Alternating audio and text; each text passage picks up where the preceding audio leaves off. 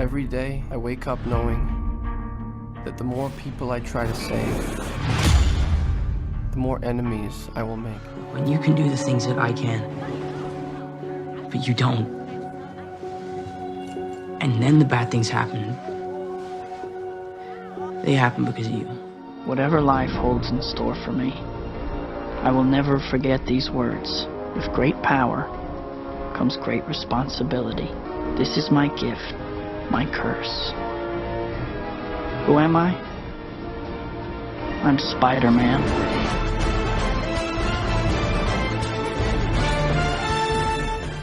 Welcome, Marvel fans, to episode 17 of Marvelcast, a Marvel Cinematic Universe podcast by fans for fans. Each week, we'll discuss the latest news regarding the MCU, followed by reviews and discussion of the latest release content in this ever-expanding multiverse. Our audience is a key component to our show, and we'll wrap up each week by answering your Marvel-related questions. I'm your host, JG, and joined with me today is my co-host, Steven, as always. And Steven, how are you doing on this almost like Christmas Eve for us? You took the words right out of my mouth. I was eating dinner with my wife a little bit ago, very jittery. It feels like we are 24 hours away. I think you're seeing it at 6:30 and I'm at 7:30. So it'll be here before we know it. And I am so excited. I literally finished rewatching Far From Home last night. So bring on No Way Home. Hopefully by the time our audience listens, they will also be within a couple hours of seeing the film as well. Yeah, I have a little later showing this time around. It's an 8:45 showing, but it's going to be exciting. We're going with a large group, which is insane. Probably the largest group. We have 15 people going, which it just really shows how popular Spider-Man is, and it's going to be a really good time for everyone. So basically what you're saying is once I get out of the movie, you want me to text you the third act and just kind of give you the play-by-play. You'll have your phone on, I'm sure. My phone is off. It's almost like it's like church for me. I go in, and as soon as I sit down, my phone goes off. I don't look at my phone until after a movie. Well, I think I'm going to use your methodology that you told me before, where when I walk into that theater tomorrow, I am going to avoid everyone, close the ears, distract myself any way I can, because we've made it this far and the movie is out. And, Richard J., who's also on 1138 Productions, he was talking to JG and I earlier. He's in Great Britain, and he's already seen it. Like hours ago, he's seen it. And he's, very careful not to say anything. And we appreciate that. And I'm just so glad I've made it this far without being spoiled on anything. And we only have 24 hours to go. So let's do it. Definitely. And we'll definitely be talking a lot more, as this is our preview episode for No Way Home, as we like to do the day before, the morning of for you guys. Before we do that, we are celebrating the month of Spider-Man. It's been glorious. It has been such a treat, such a rewarding experience to go back and look at all these Spider-Man movies, and to really just lead up to tomorrow and what we're going to see, which is this culmination of 20 years of this character on screen and in many more in the comics. So it is incredible. We thank you guys for listening and joining in. We also, though, it doesn't stop. The Marvel machine, it just keeps going, and they keep going with great quality. And I think we had teased it last week, but we had decided that we're going to be doing our own little award show. An Oscars, kinda, if you want to call it. Our own Marvelcasties. Steven, are you an award person? If not, are you getting excited, though, for kind of culminating the whole year? Yeah, I always look forward to award season, especially like around the Oscars and the Emmys are my two favorites. However, typically lately, it seems a lot of, the Oscar, nominated movies and shows for the Emmys, they're usually not the ones that I watch. So I'm looking forward. I feel like, and especially with our audience and, our friends, and we're going to spread it out, and hopefully our audience will share it with people too. The more votes we get back on this, the better discussion we're going to have. We want to see the variety of voices. We don't want it just to be JG and I. We've said that since the beginning. We'd love to hear from you. We got our email. We'll share at the end of the show. So please, whenever when JG is going to talk more about this ballot that's going to be coming your way, please take the time. JG has been working really hard on it, and I'm going to, whenever I have a few days off of work over break, help him out with it. But it's definitely a really cool ballot with so many awesome categories and pictures to really, again, think back on this past year. We've had so much content, and now let's rank it. Let's talk about it. Yeah, it's exciting. It really was like when I was putting specifically the images, because it's like one thing when you have the text, but you're like starting to look at all these characters and these moments. It really, and it got me a little emotional because like the fact that like, we've been doing this now for 17 weeks. It's insane what the journey that we've gone on just in this short time, but also even before that.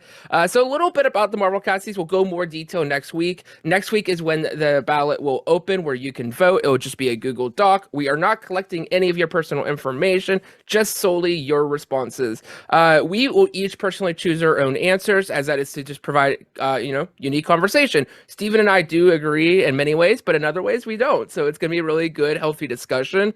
Again, the voting will open the day after finale, of Hawkeye, which is next Thursday, and that's just to ensure that whatever ends up happening for the finale is also included for that, as that's only fair. The vote will go for about a week and end on the 31st, so that we could prepare for the show and have all the cool graphics on the YouTube episode, which will probably be a really good one to watch visually if you aren't already. And that episode will air on the 6th. We'll have more information. We'll announce the categories next week and do all that stuff. But just something to put on your radar.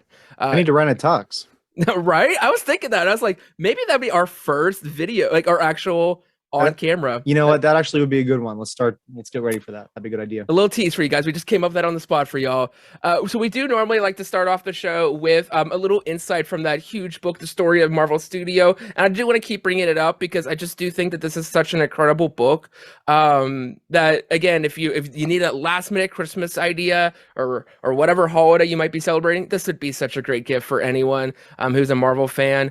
We're continuing to dig into this. We are so heavily focused on Spider-Man though, so we're putting a pause on our discussion, but we're going to pick right back up in January. And also I just want to shout out the authors are incredible. They're very interactive with the fans on Twitter, so if you like talk about the book without even tagging them, they'll just instantly hop in the comments. So like if you are reading this, talk about it on Twitter because they will they will reach out to you, and it's really really cool. It's something you don't see often. We also normally will then now transition into our news, but this week we are being extra cautious because there is that Spider-Man movie that's coming out tomorrow, and there can possibly be, we believe that our site where we get our news from, which is the Direct Marvel, more than likely they would not put spoilers on there, but out of the abundance of caution, we do not want to risk seeing something that we don't want to see. So I recommend checking out the Direct. There's probably been a lot of great news. I've been avoiding most of the internet, so I haven't really heard a lot of things, but there's probably some great stuff that has broke. Check it out. Give it a good read. We'll be back talking about news next week. Lots of stuff happening in the Marvel Universe.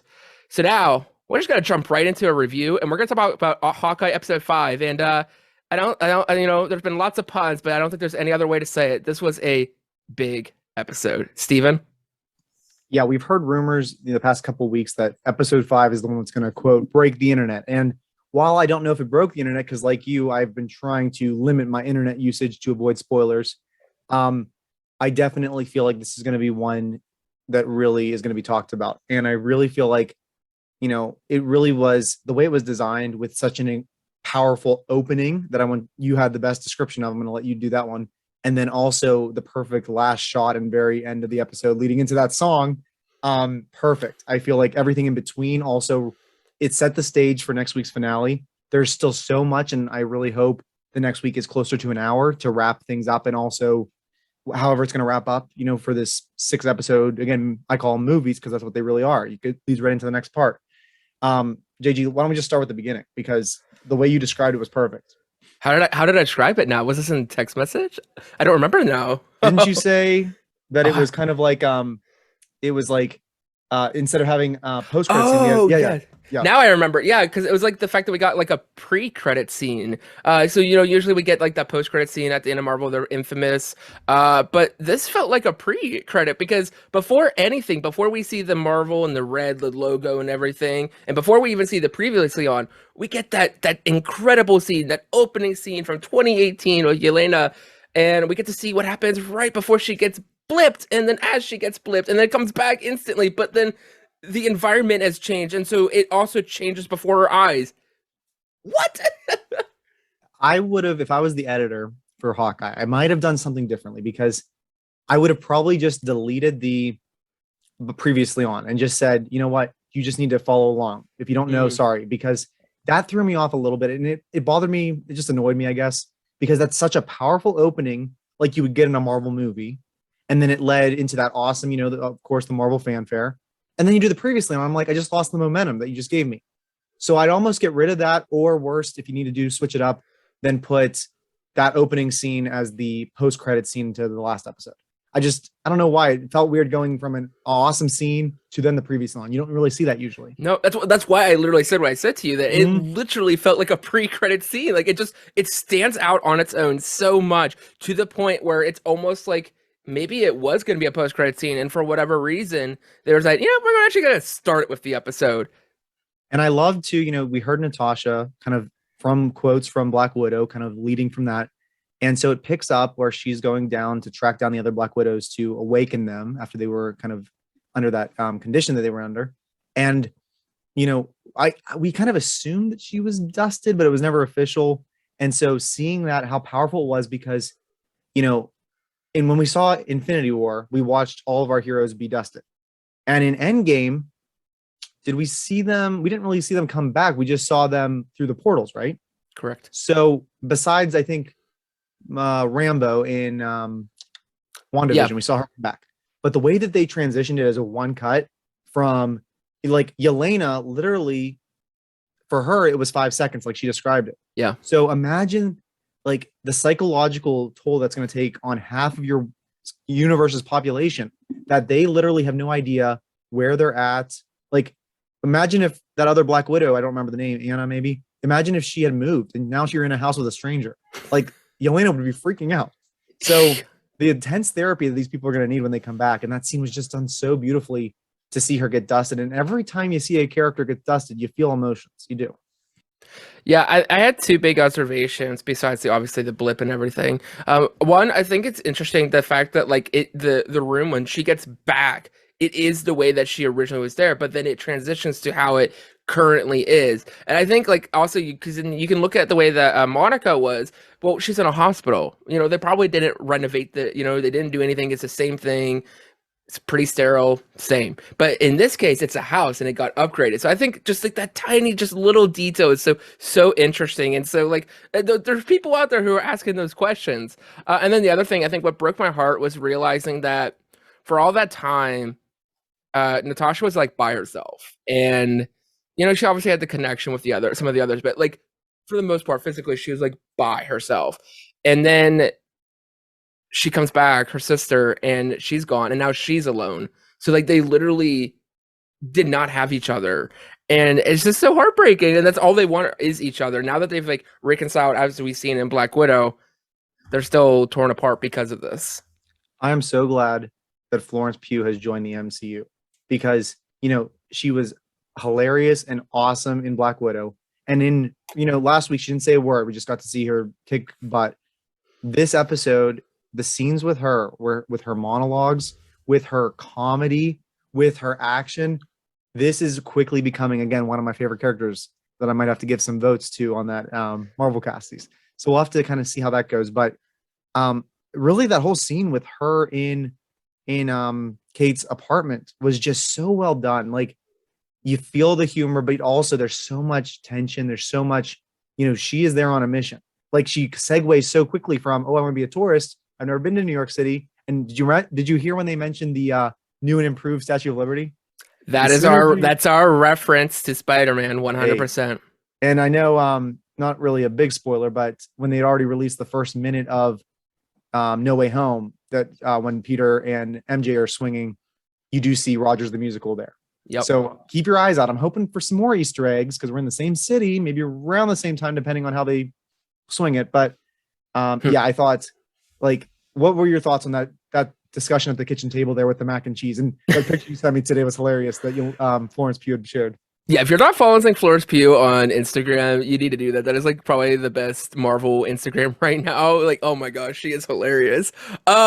Yeah, that scene was everything. I was so taken back because there is this tension where literally in a matter of seconds, Yelena could kill Kate in seconds and, like, not leave a trace and not have any sign. Yet they're having girls' night. They're having girls' night, and it's just, I was laughing and I could not stop laughing. And it's the delivery, and she does such an incredible job where she comes off as so menacing, yet at the same time, it's like, I'm gonna go grab a beer with her. Let's have some mac and cheese and hot sauce. Like, I'm so glad because you're starting to see now, like, Kate is going to become a transition into Hawkeye, and essentially Elena's going to become Black Widow, and it's like almost mirroring. While they are different in their own ways and they have different qualities and personalities, you're starting to still see that friendship that the originals had, and I think that is so beautiful. And yet, it's not repetitive; it's unique to them.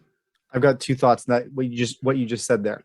I would love in maybe phase 5 or if there's room in phase 4. Imagine a movie, Hawkeye and Black Widow, and it's these two. And am I the only one that's maybe starting to ship them a little bit?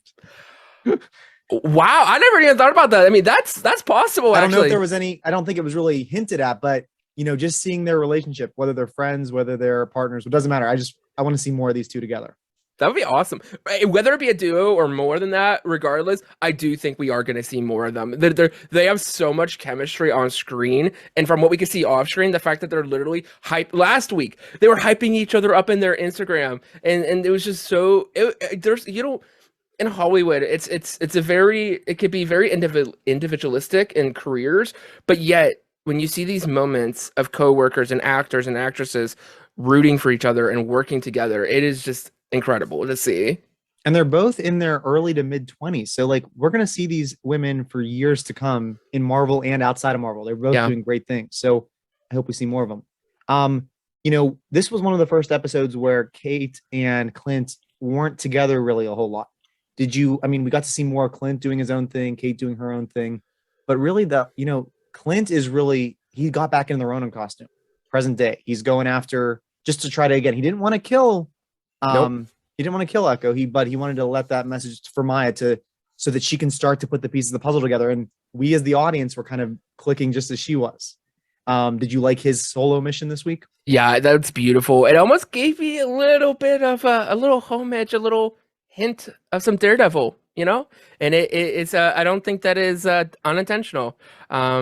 That is coming around the corner very quickly, and obviously very important to Echo herself. I think it was really good to actually separate them because they were able to shine on their own, because they're both extremely talented, but both in their own ways can actually steal the show away from the other at different times. And so to actually separate them and have important critical moments on their own, I think was so important before we do get to this finale, before we get to however they're concluding this whole story. Yeah. So we're starting to see, I think Maya has now figured it out too. So I think this is the moment we're definitely seeing Maya go from more of a darker character to being a character that's going to be more in the middle, in the gray. And specifically, she's finding out that Kazi has in some way connection to the death of her father, whether it be actually him, which I think is actually possible, because I'm not convinced that it's actually Clint under the hood, like killing her father. Ooh, that would be interesting if like Kazi, but he'd almost have to get an almost identical replica. But that would be cool if he was almost framing Clint as Ronin there, because Maya just found out that Clint was Ronin. She had believed that it was not him until this episode, right? Okay. Can we get to the big final scene? Please? Oh yeah, we can talk about it. There's a little bit. We have so much to talk about. We can talk about it. Yes, we could talk about it. We can talk about the big elephant in the room. You and I have been waiting for this, and you purposely, once the rumor mill started, you went for the first time and started watching the Netflix shows with the intention of, maybe some of these actors are going to pop up again, and we got our first. This, correct me if I'm wrong, besides J. Jonah Jameson from another property to now playing the same character, this is the first one, right? Yeah. And of course, we're talking about Vincent D'Onofrio, whose fantastic performance in Daredevil on Netflix has now made the jump from Netflix Daredevil universe, whether he's the same character or variant, we don't know yet, but we are getting that actor performing this role again. And all we got so far was a picture. And all episode, I was waiting and hoping. And I screamed so loud this morning before work when I saw that. And I now have to wait another week to see him actually perform besides a picture. JG, we knew it was coming and there was rumors. He's been tweeting all about it. I can't believe Disney hasn't turned off his Twitter. How excited were you to see the Kingpin, not Wilson Fisk? We are seeing the Kingpin by name. Yeah, it's just so rewarding. It feels so good, especially having watched that first season of Daredevil now. Oh my gosh, like he is incredible. Like he instantly shot up to one of my favorite villains in Marvel.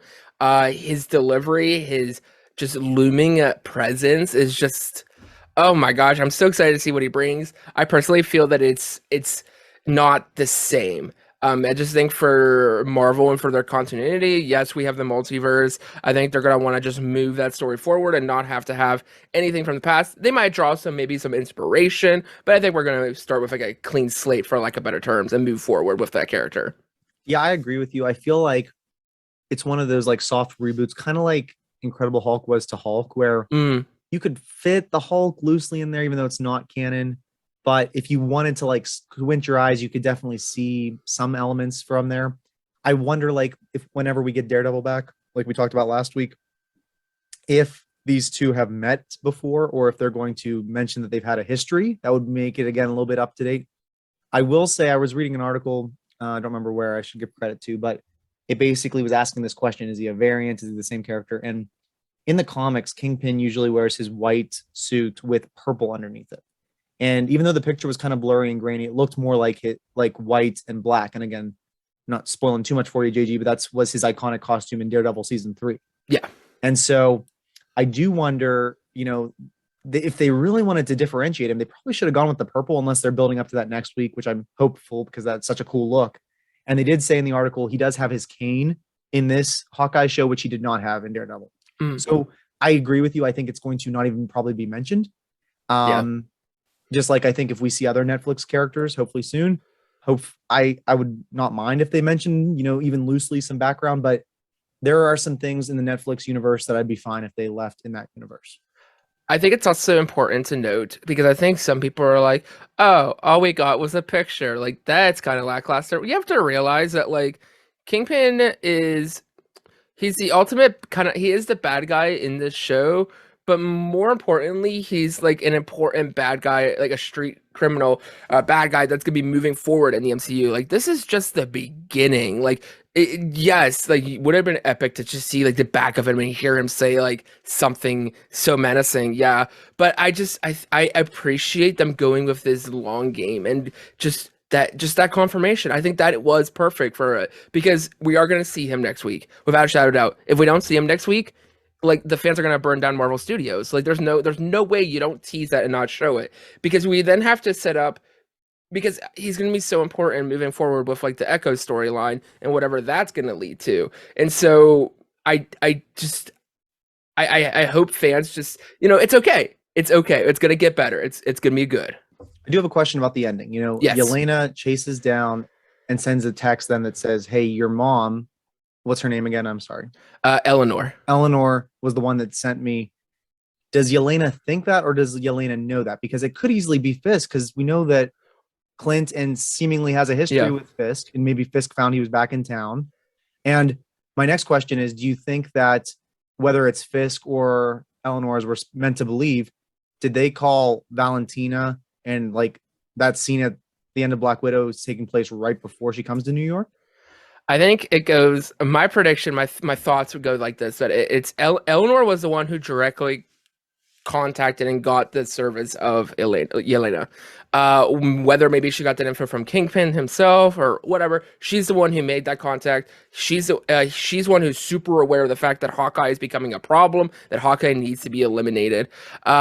I think Valentina plays into it as she's given this information that Hawkeye is responsible for the death, and I think Valentina is giving false information for whatever purpose we don't really know yet. And so I think this kind of is like one of those things where Yelena kind of like gets lucked out, where like she probably has this vendetta where she does want to kill him, but now she also has this contract where it's like, oh, well, I could kill two birds with one stone, probably make some money, and also take out the guy who killed my sister, which is what she believes. And I think she goes to investigate because Kate, when they're having girls' night, Kate's like, you should probably like, you should look into this. You should look into the person that who hired you. And I think that's what starts this. And so it's going to be interesting to see how this all ties up. I think that is important, though. The fact that it is Eleanor, I think ties everything together, and it just puts all these threads and puts into one singular thread.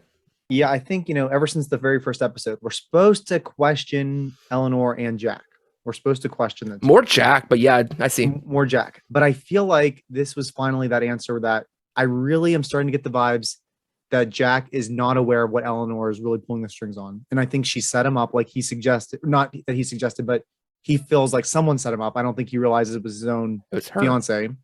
And I definitely feel like Jack could become a character, whether he's in next episode or they save him for something else down the line, where he's going to not be a hero, but I could definitely see him being like that side character, the funny character that, because in the comics, I think he's the character that actually trained Hawkeye at one point. Yes. And so while Hawkeye's already trained, and, you know, I could definitely see, you know, and we can talk about your theories in a second, if Clint survives this, maybe him and Jack could team up somewhere down the line and in a small role. Like, I see him more being like a side character, and we're supposed to believe throughout the first season of Hawkeye here that there's more to meets the eye with him, but maybe he's just not in the loop like his or to throw you for a loop, he is in on this, and that whole thing was just a ruse just to trick Kate. Oh, it was a fake arrest. I hope we get a lot of answers next week. Yeah. I also want to see some awesome action. I know the one big scene from, let's talk theories for next week. Yeah. One big scene that we haven't seen yet from the trailers is when Clint and Kate are on what's the ice skating rink in New York? Oh, with the tree and everything. Yeah, Rockefeller Center or something like that. Yeah, the Rockefeller Center. That's it. Are you hoping that that Kingpin takes center stage next week, or do you think he's going to be setting up for something else bigger with a smaller part? I don't see Kingpin is not a character who's like, he's very much in the shadows. You know, when he needs to be, which is probably why he's stepping in now, he will come forward. But I think we're leading to the fact that I think Kazi's going to become like this main like antagonist for this finale and everything. Obviously, like Kingpin's going to be in the shadows. We're going to see a lot of Kingpin, but it's going to be Kingpin through Kazi. And I think that's where we're leading towards, because we have so much to wrap up.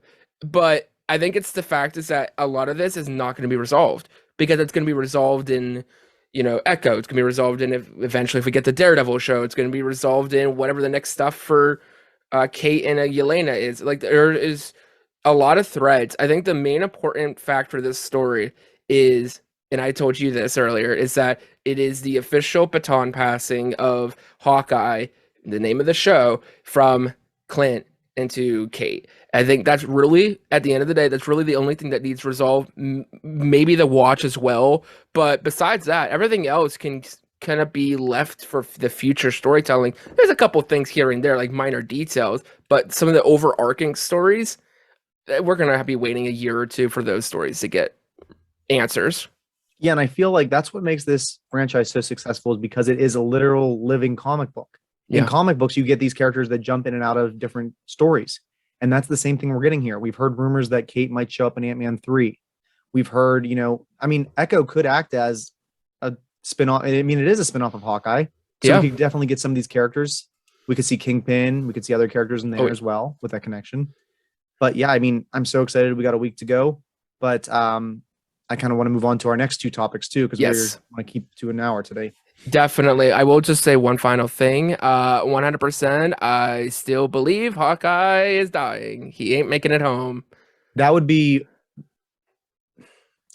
powerful and hard to watch, you know, another Avenger leaving and for good.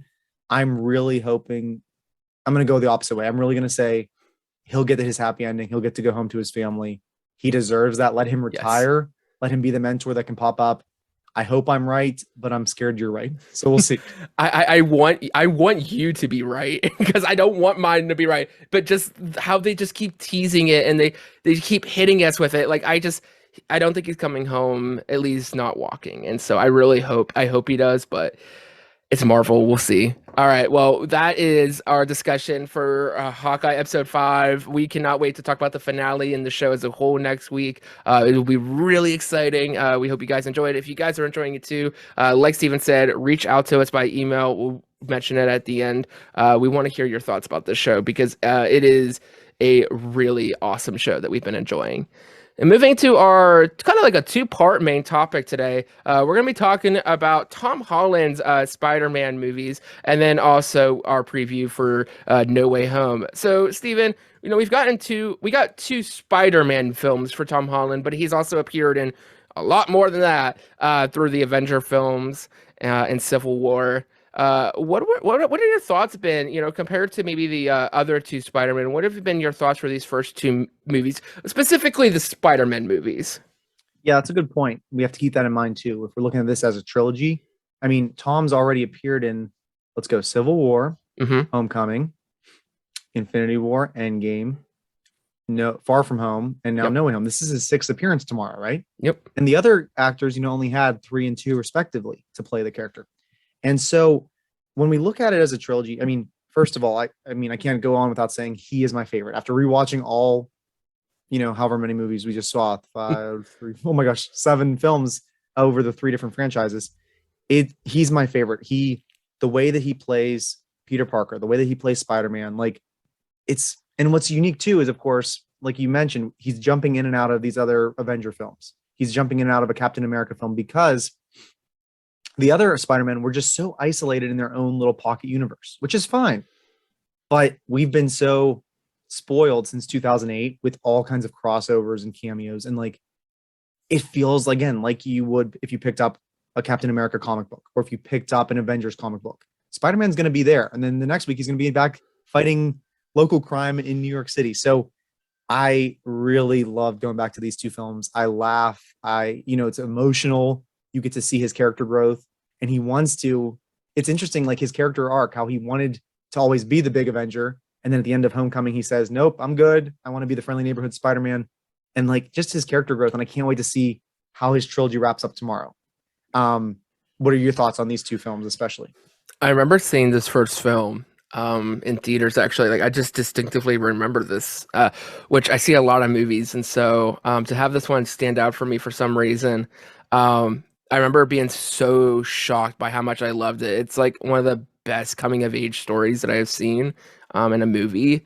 That first one, Homecoming, is just so well done. And just to have a villain like Vulture and just how kind of unconventional, we've talked about it as we've discussed Spider-Man this month, how each film is kind of focused on different villains. And so to start with Vulture, maybe a character that the average, moviegoer might not recognize is a bold choice. And not only was that that wasn't their only bold choice. They made a lot of bold choices in that first one.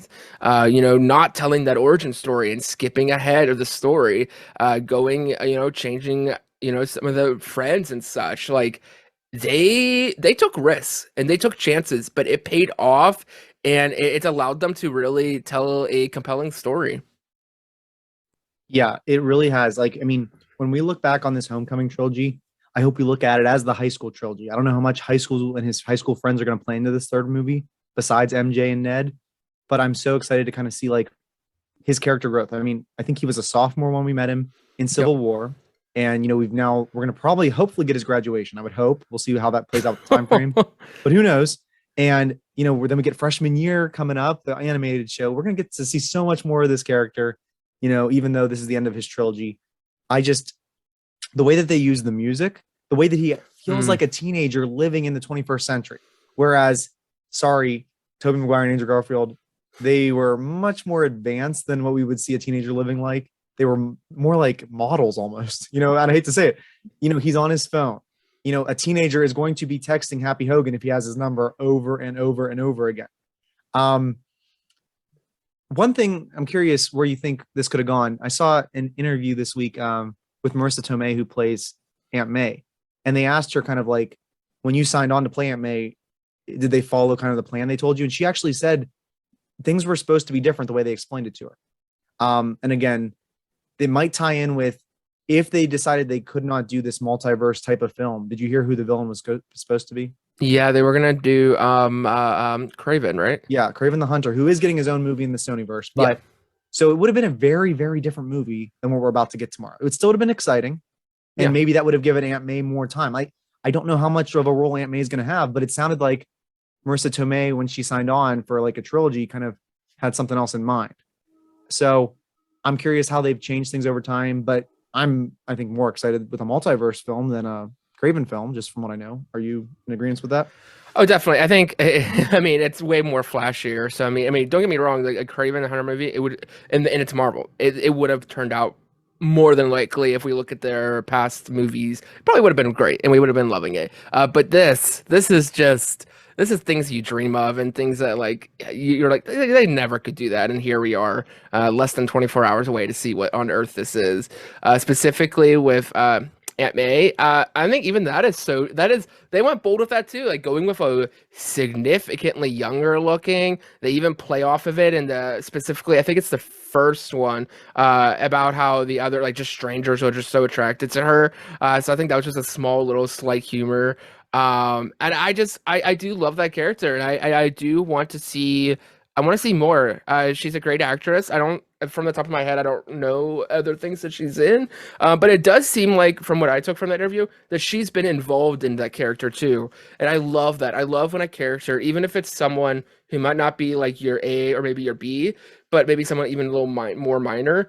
Because like Aunt May like hasn't had a ton of time in development, but it does seem like she is invested in this, and so I hope for our sakes and for Peter's that she survives tomorrow, and we get to see more Aunt May. But I mean, I think all bets are off the table for tomorrow. Yeah, no one's safe. I mean, going into it, you can't count on anyone being safe, because even if someone were to die, could they return as a variant? Sure. But I think the characters that we've grown to love since 2016, yeah, no one's safe tomorrow. What about, let's talk for a second about like the impact that Iron Man has had on Peter, because we see, in the first movie, Tony has such a large role. I mean, he's only in probably 8 minutes of the film, I think, and he got paid a massive amount of money to be in that movie. But by the time, with Far From Home taking place after Tony's snap in Endgame, you see the murals of him everywhere you look. And that's what, Peter says. And then he's happy to have that scene about it. And then whenever, Peter is making his suit on board the jet, like Happy looks at him and smiles, and it plays the Iron Man song. Like, you just get a feel like this is Peter Parker coming in to be the new Iron Man for the MCU. And then, or if you remember at that point, that was the end of their original deal. So like Far From Home ended on that cliffhanger of J. Jonah Jameson saying the real Spider-Man is Peter Parker. And then that was the end. We did not know if we were ever going to get closure on that. Like, you're setting him up to be the Iron Man, and that could have potentially been the last time we saw Peter Parker on that cliffhanger. And I'm so glad, again, we're just a couple hours away from seeing, literally, it's going to pick up with that scene. Oh, I can't wait. I think that is something important to bring up, because there was that point when we did get, that movie was complete, that we didn't have that deal. We didn't have that extension of that contract. And there was all that shaky. And there was, I think, even reports saying that it was done and that Spider-Man was leaving the cinematic universe. And like, I mean, those years ago, so I don't remember everything, but I do remember there was a lot of doubt and a lot of fear, might be a strong word, but there was a lot of people who were, we didn't know. It was a lot of uncertainty. And so if I remember correctly, it was Tom himself who was a major impact on that deal and went to the heads and of the executive producers' offices and really like was that mediator between the two. And I think that is what's so special is that, and why Tom is, for a lot of people, their Spider-Man and their favorite Spider-Man, is because not only does he act really well for Peter Parker and Tom and for Spider-Man, but like he himself just embodies the character and like who Peter Parker is and who Spider-Man is, and we see that so often in so many stories about Tom Holland. And so yeah, I'm glad it worked out, because I can't even imagine a cinematic universe, Marvel cinematic universe, without him. Yeah, and I want to go back real quick, if you don't mind, to my talking about Tony Stark, because Tony Stark's the heart and soul of MCU. And I shared a theory with you. And again, I promise I have not seen a spoiler. Yes. This is just based on a theory that I came up with the other day when I was thinking about, there's so many rumored cameos. And this is not a name that I heard rumored, but it would make sense. If you have Tony Stark being like the center, think of it. Let's do for a second Star Wars. Okay. The sequel trilogy that Disney did, Disney Marvel. Okay. Han Solo, spoiler alert for 5-6 years ago, Han Solo was one of the lead actors and lead characters in The Force Awakens. And he was the mentor figure to Rey. Well, in Spider-Man Homecoming, Tony Stark's the mentor, and he pops up in a couple scenes. In No Way, my gosh. Sorry for those of you that are not getting the edited version of this. In Far From Home, Tony's legacy is there. Just like in The Last Jedi, how Han's legacy is there after his death. In Star Wars Episode 9, Rise of Skywalker, Han shows up in one scene. Imagine, I don't think you're not going to see a Tony Stark ghost, or maybe, but you could get a hologram giving a message to Peter. Or if we're doing the multiverse, what would stop them from letting Tom see a different universe where maybe Robert Downey Jr. comes back for a scene and is mentoring still Peter as they're growing up together? Like, maybe that's like the golden, like he's being tempted by like the golden apple. He's the one that has the chance to go to the Garden of Eden, if you will, and have a different outcome, a different life. And maybe that's a tempt for Peter because that guy meant so much to him. It helped him become who he was. Again, I don't know if that's going to happen, but I could definitely imagine the emotional impact I would have to see Tony Stark, even a variant of him already. But I don't think it's going to happen, but who knows? It definitely sounds like something Green Goblin would do for sure. I think I 100% think we're going to see Robert Downey Jr. as Iron Man in some capacity in this film. It's not going to be long. It's not going to be, he's not coming out of the grave or anything like that. It is going to be in just to tie it up because he is that pivotal character. Even in the second one, like is the fact that he's dealing with the ramifications of his death, and so I don't see how. I mean, I don't see how you don't have to, but it would make so much sense for him to show up because it just means so much to this Peter Parker.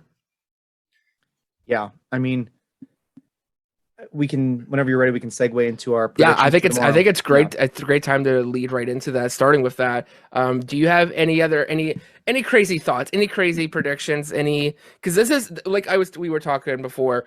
Eternals, it's hard to predict because we don't know anything about it. This is new. Yeah. Same with Shang-Chi.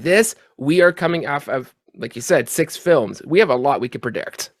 And the one thing we didn't talk about a minute ago that we can now talk about is the villains, because I don't expect us to see Vulture tomorrow. I think we're going to see Vulture in a month in Morbius. That's been in the trailers. But I mean, here's the thing. Even if Quentin Beck, Mysterio, did in fact die, or is he lying again? Who knows? If he's actually dead, you could still, because at the end, when one of his little cronies has on the flash drive, you could easily say they were still able to download the Mysterio software. Mysterio does not have to be physically 3-dimensional in front of you. He could still be a drone and the projections. So could Mysterio be the 6th member of the Sinister Six? Because that's an easy one to add in later if it's all CGI without even having Jake Gyllenhaal back. With Mysterio that played such a big role in Peter's big reveal that led to his spell, that's kind of my theory that I think Mysterio could be the 6th member of the Sinister Six. Do you buy that, or do you think we're going to? Do you think there is going to be a Sinister Six? I'm hoping. I'm not for convinced. A lot of. You think they're going to just do 5 to save it for? Well, I don't even think Dr. Ock is a villain. Yeah, I think he's going to start off as a villain, and I do think based on what we've seen in the trailer, that's going to be done by the first act. So maybe by the third act, maybe you only have 3 or 4 villains. Yeah. And maybe that would save it that you could always do a Sinister Six movie later on by not having them. I think Green Goblin, Willem Dafoe, is the primary villain. I think he is the overarching villain. He is the menace of this film. I think the other villains, Lizard and Electro, are like kind of like the sidekicks. And I think they're going to be there. They're going to cause havoc and they're going to be a pain in the butt. But primarily, I think our villain of this film is Green Goblin. I think Dr. Ock at first is going to be like, I'm going to kill you. You're Spider-Man. Oh, wait, you're not my Spider-Man. All right, bestie. So I don't think this is a Sinister Six film. I think that is going to be coming down the road. Yeah, that's interesting. I think, and I hope if that's the case, fans are disappointed. I think you just associate Spider-Man Sinister Six, but Marvel never promised that. We've only seen 5 not in the same scene together. The big money shot. You would market that. You know what I mean? You would. Well, they wanted to actually keep the multiverse villains a secret, but once you cast Alfred Molina and Jamie Foxx, they kept William Dafoe a secret for a very long time. So the big money shot at the Statue of Liberty, whether that's the second act or the third act, we saw Sandman, Electro, and Lizard. So maybe that's your 3 villains that are teaming up. Maybe Green Goblin's leading them. But yeah, I mean, you're right. Maybe we won't get that. Let's talk now. I mean, we're assuming probably two post-credit scenes, right? Maybe one in the middle, one at the end. Yeah. Do you think, I mean, I keep going back to my theory that I still think the movie's called No Way Home because I remember somewhere is it John Watts, the director? Yes. I think he said in an interview, No Way Home refers to the villains having no way back to their reality, which I like that. I think that's a cover. I think we're going to get an emotional ending where Peter is no longer in this universe. I feel like he's the one that has no way home. And it's going to end kind of, I know they kept saying like Endgame. I feel like it's going to be more of an Infinity War where he'll be back at some point, but it's going to be a couple years. He's got to go off with Venom, with Morbius, with Craven. He's going to get some other solo stories and maybe not even a trilogy, but just to pop up in those movies. Do you think, I mean, are you expecting us to see Venom? Could he be fighting against, or you're not expecting a big part for Venom, right? I think Venom is in this film, and I think he's teaming up with Spidey. You think he's teaming up with Spidey at the end? Yep. Mm-hmm. Do you think, I mean, everyone's been predicting, of course, we're getting the 3 Spider-Man. Yes. So you think Venom might join them? Yes. Who else might join them? Who are you? Who else? Like, actually, who else? Could you imagine like a spider team of like Spider-Gwen with Emma Stone? Could you imagine Miles Morales being introduced? Or is that too much too fast where that could be something down the line? Gosh, it's so hard because like I want to temper my expectations, but like I mean, this film still has 100%, or is it gone down? It's at 90. It's at 94. Oh, it's to put it into perspective though, there's 122 and 8 are negative. So it's very little. We should get more reviewers probably after tomorrow, right? Oh, more than likely, yeah. We'll actually then we'll probably start to see the fan score Friday, probably.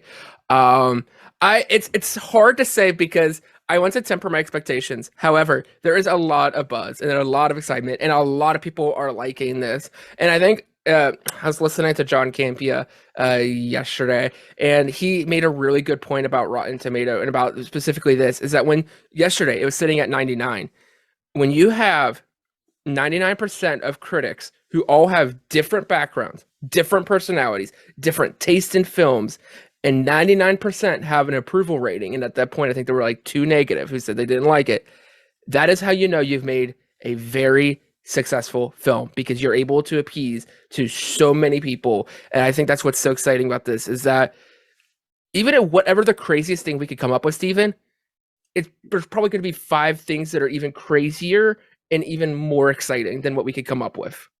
Yeah, I mean, I don't think with the Star Wars movies, the sequel trilogy, and then with, Avengers Infinity War Endgame, I went and saw those twice in theaters. I already am under the mindset that I'm going to love this so much that on Friday or Saturday, I'm going to be back in that theater watching it again. Yes. Because I just want to soak every inch of it up. And then, just like, when I went back and watched No Way Home again for the first time in a while, oh my gosh. Far From Home. By the end of this podcast, we'll get it right, y'all. We'll get it right. And you know what? The other thing I like about this podcast, hopefully our audience does too, we're talking off the seat of our pants. We are not going to edit this. It's just shows that we're human. Enjoy it. Whenever I was rewatching Far From Home, and you get the whole big reveal about Quentin Beck, who, even in the promotional stuff, they really built him up like the new hero. And comic book readers are like, that's Mysterio. He's not a hero. But when they still do that reveal so well, and then when you go back and watch, you can see his cronies in the background, and you're like, that was so well planned out. So I am hoping this is going to be the same thing. And I hope we get in, like, pardon my French, another oh shit moment, like Michael Keaton opening the door in Homecoming. Seeing that in the theater was like, whoa. Oh, I've heard that this movie has the same level of reaction as Endgame. Yes. And I don't think you can repeat the portal scene by just having those characters pop out of portals. That would be a cheap skate. There's got to be something special. I mean, what I really want to know, but I don't want to look online. First of all, I want to make sure Andrew and Toby are in it, but I want to know how much screen time, because we keep going back and forth. And do you think, again, we've talked about it before, let's just remind the audience, if Andrew and Toby are in it, do they make it out of the film, or does one of them have a heroic death? Well, first, to mention the screen time, I think it's going to be around a half hour, which is actually more screen time than, I don't have the exact numbers, but it's more screen time than Mephisto himself and also Vulture. So these Spider-Man, I think, will have more because I think they're sitting at the 20-minute mark of screen time, which is kind of low if you think about it. But anyway, do I think they make it out alive? That's the $1,000,000 question. Oh gosh, I think Toby makes it out. I think Andrew dies. I think Toby, but Toby's the more mature. Toby's kind of like the Obi-Wan figure. Maybe they both die. Okay, I'll lock in. I'll say Toby stays alive, and because I want to see him and MJ so bad, like his MJ. And I think Andrew dies. I think if I had to bet, I'm gonna say all three Spider-Man, if they're all in it, survive the film, with the intention that depending on, I think the audience reaction to this film is going to be huge. I think the box office is going to be huge. And I would not be surprised, especially, if Sony and Marvel have made some other behind the door deals. I would not be surprised now that this opens the opportunity where they not quickly, but in the next couple of weeks announce Spider-Man 4, Amazing Spider-Man 3, and whatever Tom Holland's going to be in next. I think you're going to get, Sony is going to have at least 1 or 2 films every year going forward. And I think they are going to capitalize on this as they should if they can make a good movie. Like, imagine going back and watching the Tobey Maguire films. You watch 1, 2, 3, you watch No Way Home, you watch Spider-Man 4. Like, even if that wraps it up, I think they are going to realize, hey, you can put out so many Spider-Man movies and people are going to go pay to see it because he's such a loved character no matter who's playing him. And I do wonder, if Tobey Maguire, my theory, leaves the MCU for the time being, could you still have a Miles Morales, or does Sony have to be super involved with that? Or can Kevin Feige play with Miles in his sandbox? What do you think? Well, I do believe Miles is Sony, so I think they have to play by the Sony sandbox. I think it's possible. I mean, if he leaves, that does open the door. That opens a temporary vacancy for that. That would be really interesting to see. Yeah, I think it's definitely possible. So now my question is, and if you think those 3 Spider-Men are surviving, we know there's death. There's death. So if those 3 are surviving, who's not for you?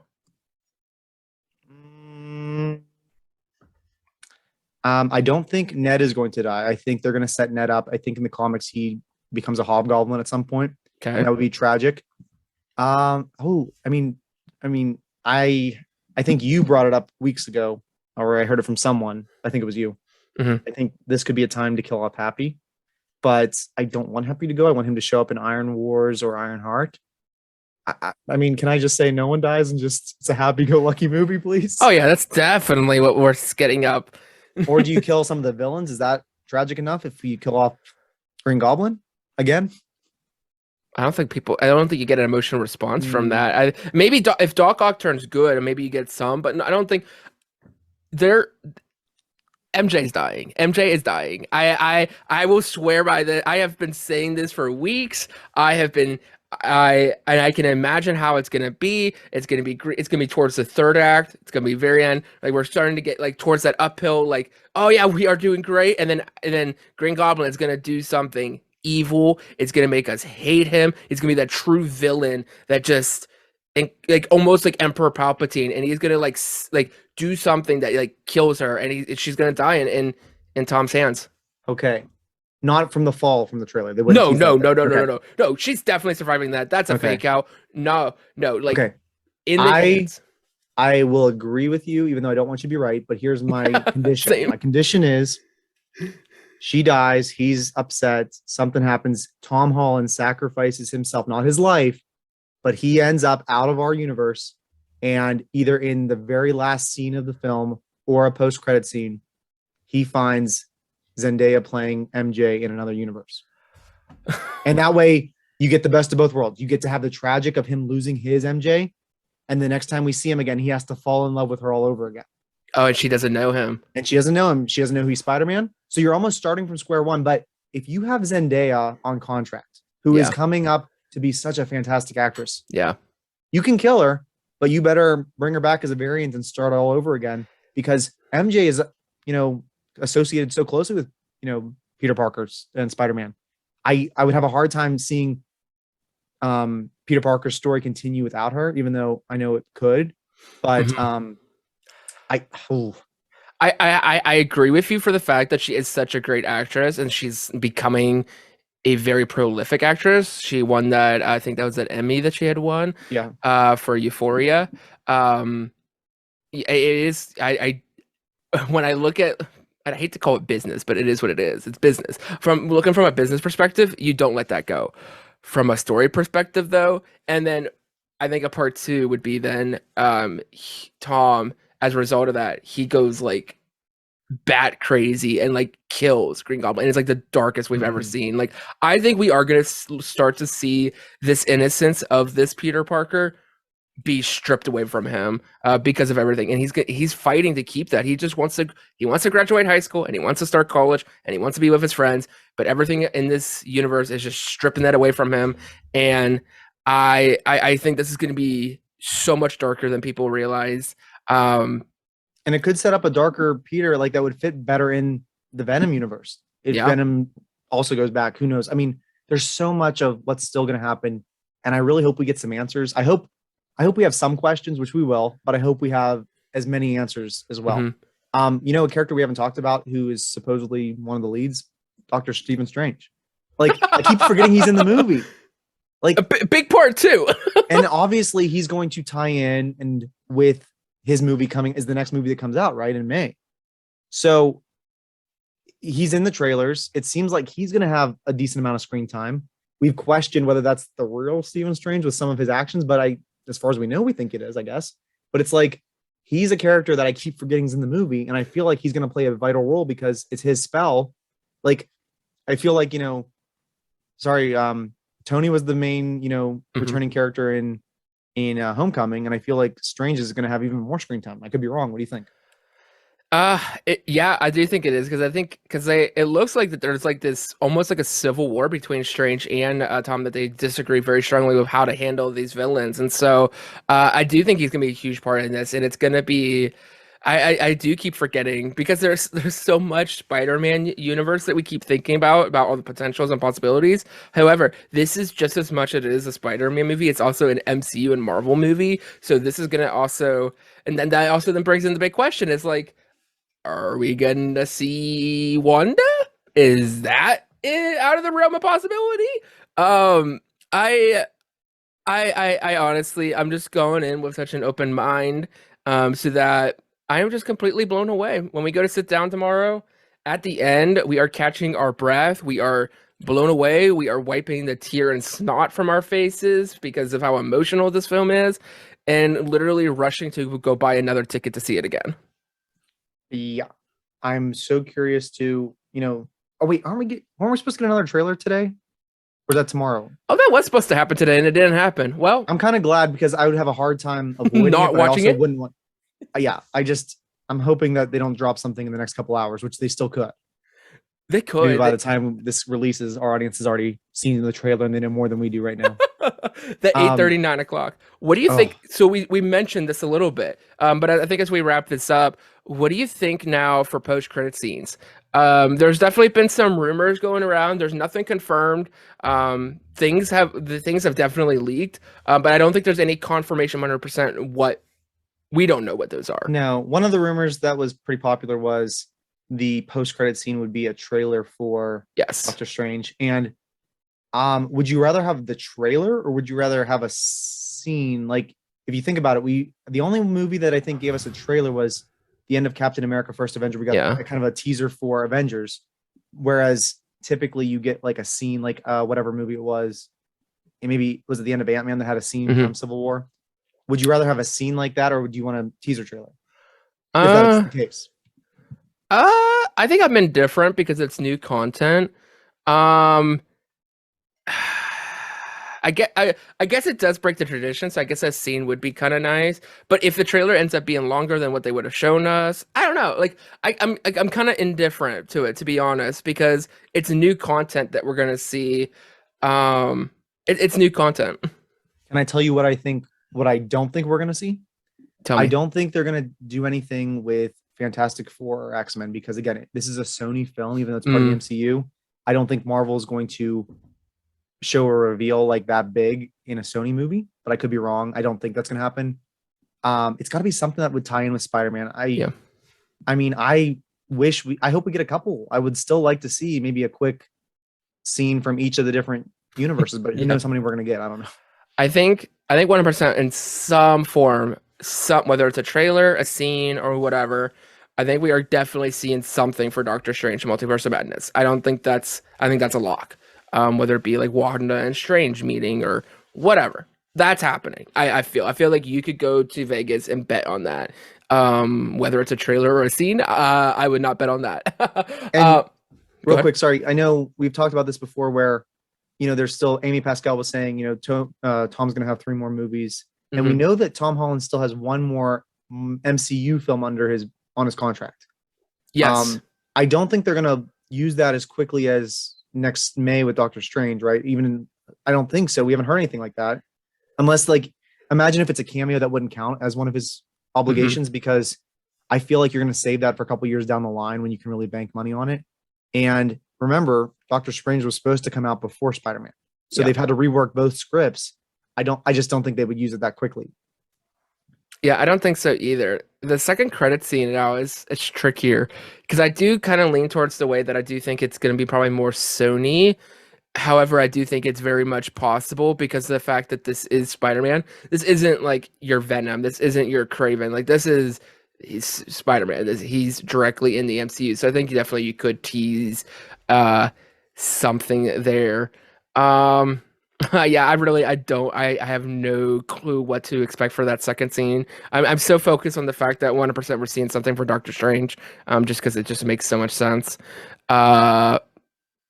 Yeah, maybe Miles. If I had to guess anything, maybe Miles. Yes, I think Miles, even if they cast him and he's someone that's even like, I hate to say really young, like 12 years old right now, then you'll get a movie, and again, 2 or 3 years, he'd be old enough to be a teenager at that point. That would be a really cool reveal, even if he's not in the actual movie until the end.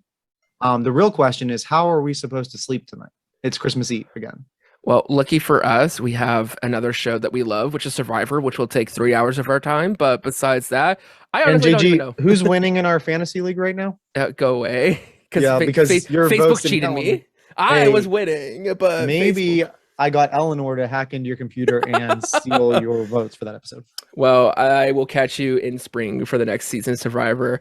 Well, guys, this does wrap up our episode for Marvelcast for this week. We've had such a great time discussing Spider-Man. We do have 2 more weeks after this of the month of Spider-Man, so the fun is not going to stop. We're going to be talking so much. I imagine that when we do get to the spoiler episode, it's going to be probably our longest episode. It's such a great time. I enjoy this every week, and this does wrap up episode 17 of Marvelcast. We hope you enjoyed diving into the world of Marvel with us. We want you, the fans, to interact with the podcast. We can't wait to hear your feedback and questions. Even send us your reviews, your thoughts, your theories, whatever it might be. Send it to us. We would love to have that. That's marvelcastpod@gmail.com. That is in the description of the video and the podcast. Please subscribe to 1138 Productions feed if you haven't, and leave a review wherever you listen. It helps us out a lot, and check us out on YouTube as well for a video version of the podcast.